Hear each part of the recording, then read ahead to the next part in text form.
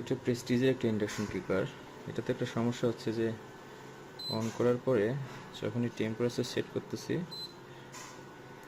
একটু পরেই হচ্ছে E1 বা E2 এরকম সিগন্যাল আসে। এই যে দেখুন সিগন্যালটা আসলো, আর এখন আর গরম হবে না, এটা একটা সমস্যা। এটা এক্সপ্লেনেশন আমি এই যে PIF 280-র প্রেস্টিজের ইনফ্রারেড কুকারের সার্চ করার পর ডাটাশিট পেলাম। সেখানে লেখা আছে যে এখানে যে সেন্সর আছে, টেম্পারেচার সেন্সর, সেটা সমস্যা হয়েছে, এটা ওদের কাস্টমার সেন্টারে নিয়ে যেতে বলছে। তো আমি খোলার পরে যেটা পাইলাম সেটা হচ্ছে যে এই যে মাঝখানে এই সেন্সরটা ছিল, এই মাঝ বরাবর এই জায়গাটাতে। তো এটাকে মাল্টিমিটার দিয়ে চেক করার পরে আমি দেখলাম যে এটা ওপেন হয়ে গেছে, যেটা একটা রেজিস্ট্যান্স থাকার কথা, কারণ এটা তো টেম্পারেচার সেন্সর। এখানে একটা পাত আছে, একটা রেজিস্ট্যান্স থাকবে, আর এটা গরম করলে রেজিস্ট্যান্সটা কম বেশি হবে, সেটাও হচ্ছিল না। তো বাজারে যাওয়ার পরে সিমিলার এই যে আরেকটা আমি কিনে নিয়ে আসছি ইনফ্রারেডের। এটা দেখানোর সাথে সাথে ওরা দিয়ে দিল 50 টাকা মাত্র দাম। হয়তো কাস্টমার কেয়ারে নিয়ে গেলে বেশি টাকা নিত, প্লাস মেনটেন্যান্স সহ হয়তো বা 150-200 টাকা দেওয়া লাগতো। তো আমি এটা রিপ্লেস করে দেখি কী হয়।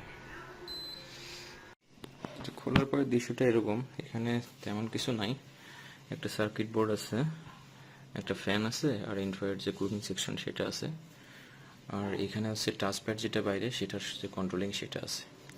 তো এই জায়গাটাতে সেন্সরটা ছিল, এই যে এই বিন্দুটাতে নিচের দিক থেকে এইভাবে বসানো, আপনাদেরগুলো তাই পাবেন।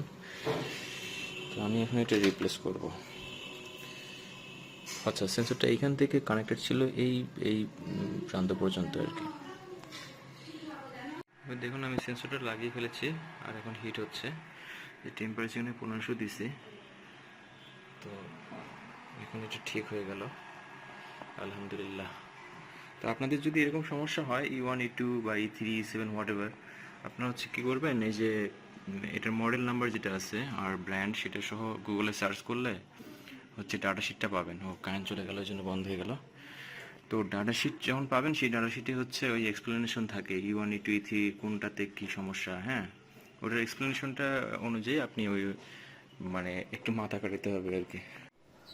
এবার আসুন আমরা বুঝি যে এই সেন্সরগুলো, ইনফ্রারেডের যে টেম্পারেচার সেন্সর, এগুলো কেন নষ্ট হয়ে যায় বারবার।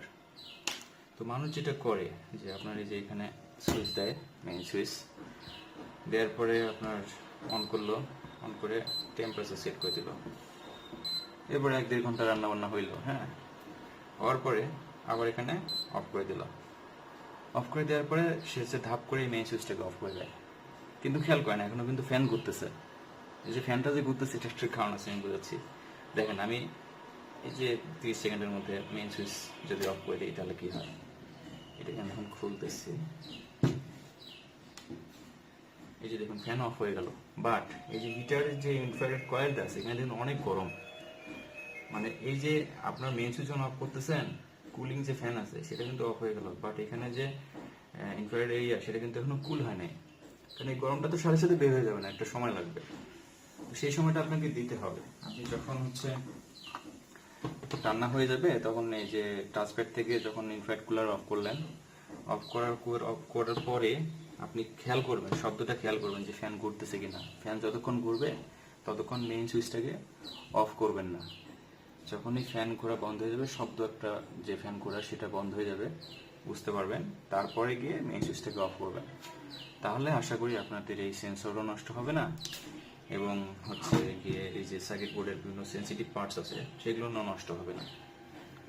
তো thank you for watching, you are welcome again next time. আল্লাহ হাফিজ।